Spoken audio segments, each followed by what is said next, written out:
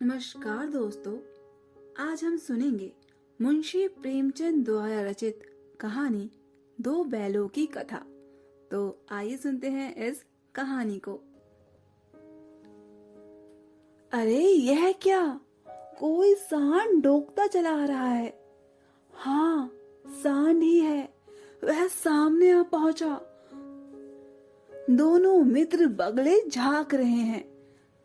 सांड पूरा हाथी है, उससे भिड़ना जान से हाथ धोना है। लेकिन ना भिड़ने पर भी जान बचती नहीं नजर आ रही थी। इन्हीं की तरफ आ भी रहा है। कितना भयंकर सूरत है इसकी। मोती ने मूक भाषा में कहा, बुरे फंसे, जान बचेगी, कोई उपाय सोचो। हीरा ने चिंतित स्वर में कहा, अपने घमंड में भूला हुआ है, आरजू विनती ना सुनेगा। भाग क्यों ना चले? भागना कायरता है। तो फिर यही मरो, बंदा तो 9 तो 11 होता है। और जो दौड़ाए तो फिर कोई उपाय सोचो जल्दी। उपाय यही है कि उस पर दोनों जने एक साथ चोट करे। मैं आगे से रंगेरता हूँ, तुम पीछे से रंगेरो। दोहरी मार पड़ेगी तो भाग खड़ा होगा। मेरी और झपटे, तुम बगल से उसको पेट से सींग घुसेड़ देना। जान जोखिम है, पर दूसरा उपाय नहीं है। दोनों मित्र जान हथेलियों पर लेकर लपके। सांड को भी संगठित शत्रुओं से लड़ने का तजुर्बा न था। वह तो एक शत्रु से मल्लयुद्ध करने का आदी था। यूं ही हीरा पर झपटा। मोती ने पीछे से दौड़ाया। सांड उसकी तरफ मुड़ा तो हीरा ने रगेदा। सांड वह अवसर ना देते थे। एक बार सांड झल्ला कर हीरा का अंत कर देने के लिए चला कि मोती ने बगल में आकर पेट में सींग भोंक दिया। सांड क्रोध में आकर फिरा तो हीरा ने दूसरी पहलुओं से सींग चुभा दी। आखिर बेचारा जख्मी होकर भागा और दोनों मित्रों ने दूर तक उसका पीछा किया, यहाँ तक कि सांड बेदम होकर गिर पड़ा। तब दोनों ने उसे छोड़ दिया। दोनों मित्र विजय के नशे में झूमते जाते थे। मोती ने अपनी सांकेतिक भाषा में कहा, मेरा तो जी चाहता था कि बच्चे को मार ही डालूं। हीरा ने तिरस्कार करते हुए कहा, गिरे हुए बैरी पर सींग न चलाना चाहिए। यह सब ढोंग है। बैरी को ऐसा मारना चाहिए कि फिर ना उठे। अब घर कैसे पहुंचेंगे ये सोचो। पहले कुछ खा लें तो सोचेंगे। सामने मटर का खेत था ही। मोती उसमें घुस गया। हीरा मना करता रहा, पर उसने एक ना सुनी।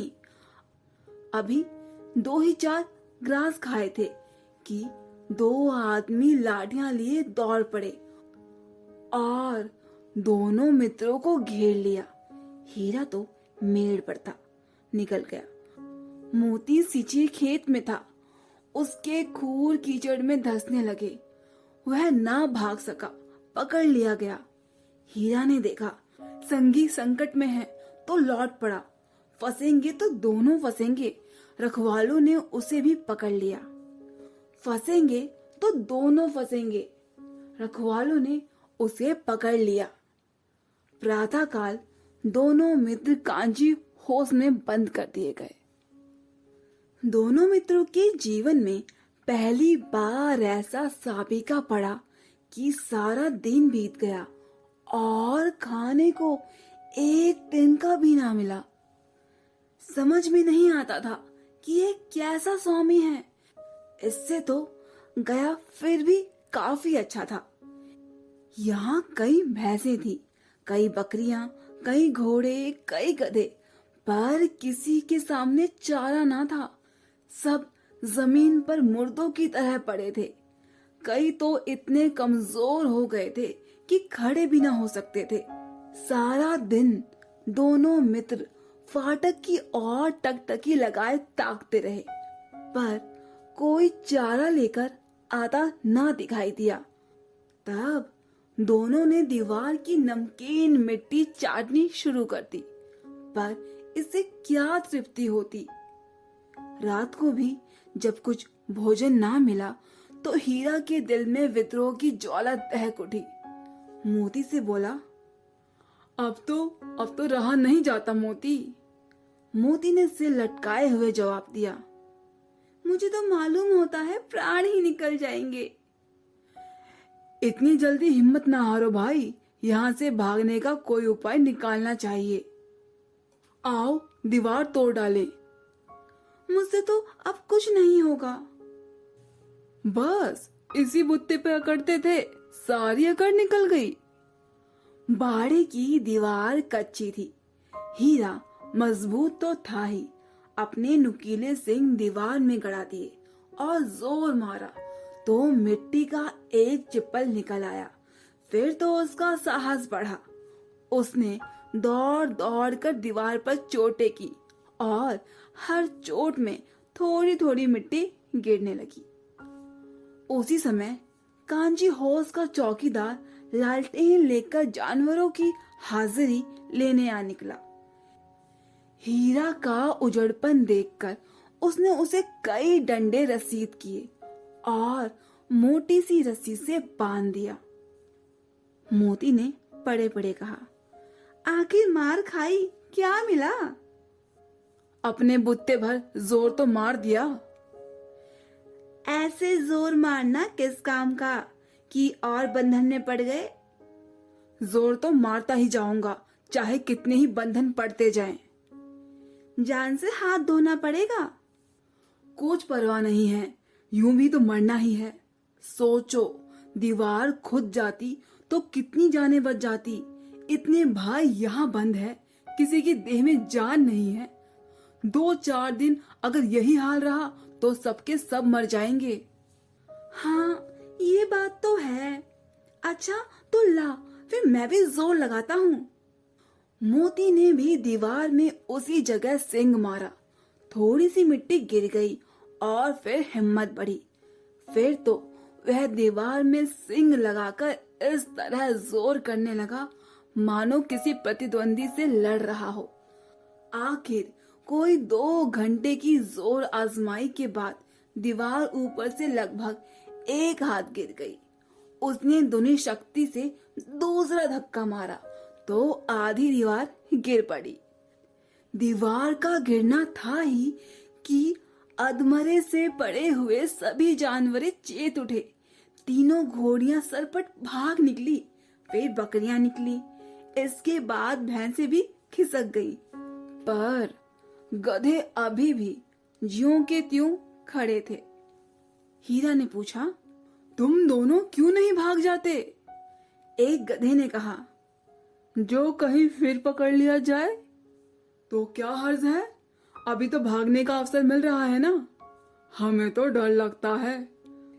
आधी रात से ऊपर हो चुका था। दोनों गधे अभी तक खड़े सोच रहे थे कि भागे या ना भागे, और मोती अपने मित्र की रस्सी तोड़ने में लगा हुआ था। जब वह हार गया तो हीरा ने कहा, तुम जाओ, मुझे यहीं पड़ा रहने दो, शायद कहीं भेंट हो जाए। मोती ने आंखों में आंसू लाकर कहा, तुम मुझे इतना स्वार्थी समझते हो हीरा? हम और तुम इतने दिन साथ रहे, आज तुम विपत्ति में पड़ गए तो मैं तुम्हें छोड़कर अलग हो जाऊं? हीरा ने कहा, बहुत मार पड़ेगी, लोग समझ जाएंगे यह तुम्हारी शरारत है। मोती गर्व से बोला, जिस अपराध के लिए तुम्हारे गले में बंधन पड़ा, उसके लिए अगर मुझ पर मार पड़े तो क्या चिंता। इतना तो हो ही गया कि 9-10 प्राणियों की जान बच गई, फिर सब तो आशीर्वाद ही देंगे ना। ये कहते हुए मोती ने दोनों गधों को सींगों से मार मार कर बाड़े के बाहर निकाला और तब अपने बंधु के पास आकर सो गया। भोर होते ही मुंशी और चौकीदार तथा अन्य कर्मचारियों में कैसी खलबली मची, इसके लिखने की जरूरत नहीं। बस इतना ही काफी है कि मोती की खूब मरम्मत हुई और उसे भी मोटी मोटी रस्सियों में बांध दिया गया।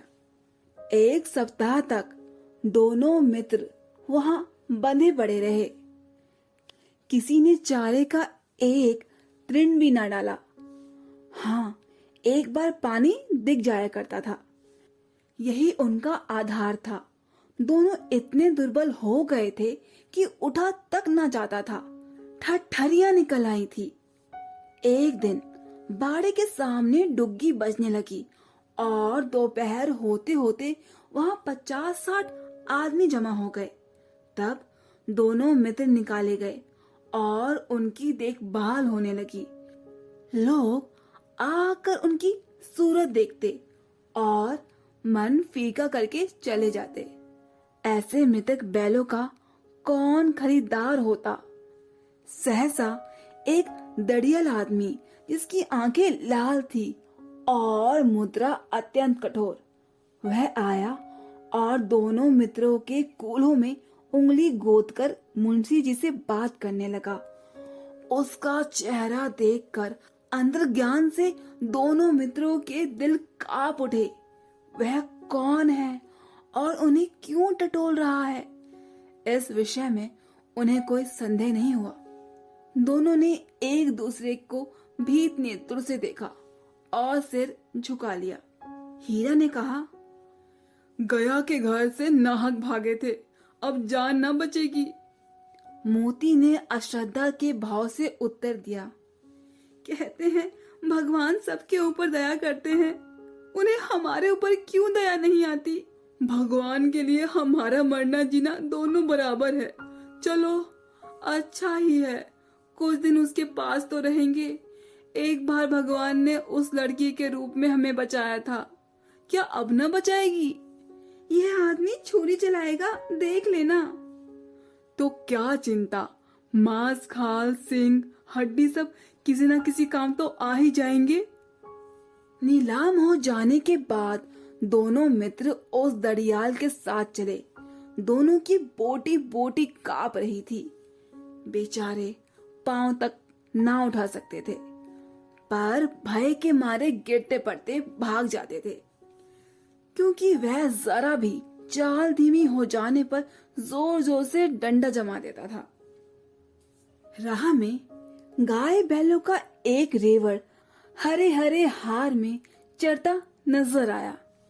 सभी जानवर प्रसन्न थे, चिकने चपला, कोई उछलता था, कोई आनंद से बैठा पागुर करता था।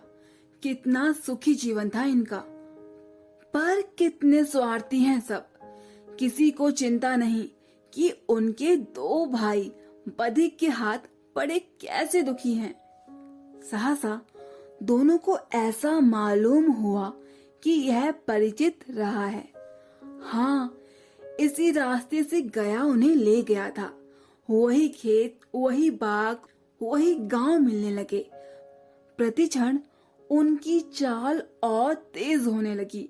सारी थकान, सारी दुर्बलता गायब हो गई। ये लो, अपना ही हार आ गया। इसी कुएं पर हम पूर चलाने आए करते थे, यही कुआं है। मोती ने कहा, हमारा घर नजदीक आ गया। हीरा बोला, भगवान की दया है। मैं तो अब घर भागता हूँ। यह जाने देगा? इसे मैं मारता हूँ। नहीं नहीं, दौड़कर थान पर चलो, वहां से हम आगे ना जाएंगे। दोनों उन्मत्त होकर बछड़ों की भांति कुलेले करते हुए घर की ओर दौड़े। वह हमारा थान है। दोनों दौड़कर अपनी थान पर आए और खड़े हो गए। दड़ियाल भी पीछे पीछे दौड़ा चला आता था। झूरी द्वार पर बैठा धूप खा रहा था। बैलों को देखते ही दौड़ा और उन्हें बारी बारी से गले लगाने लगा।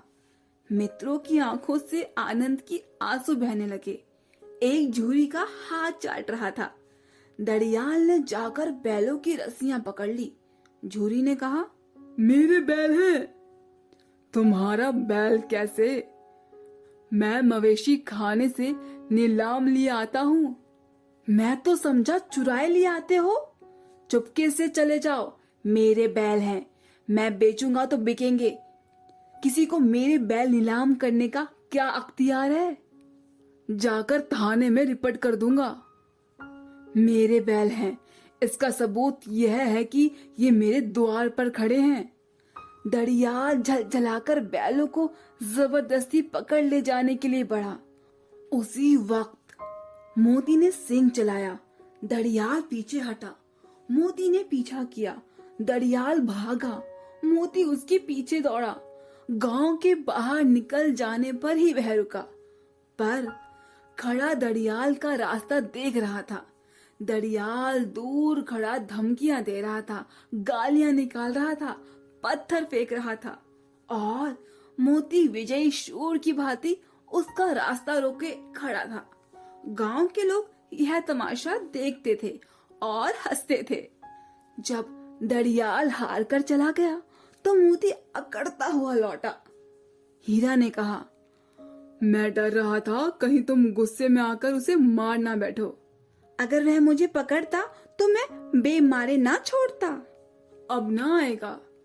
आएगा तो मैं खबर लूंगा, देखूं कैसे ले जाता है। जो गोली मरवा दो। मर जाऊंगा पर उसके काम तो ना आऊंगा। हमारी जान को कोई जान ही नहीं समझता, इसलिए कि हम सीधे हैं। जरा देर में नादों में खली, भूसा, चौकर और दाना भर गया और दोनों मित्र खाने लगे। जोरी खड़ा दोनों को सहला रहा था और 20 लड़के तमाशा देख रहे थे। सारे गांव में उछासा मालूम होता था। उसी समय मालकिन ने आकर दोनों के माथे चूम लिए।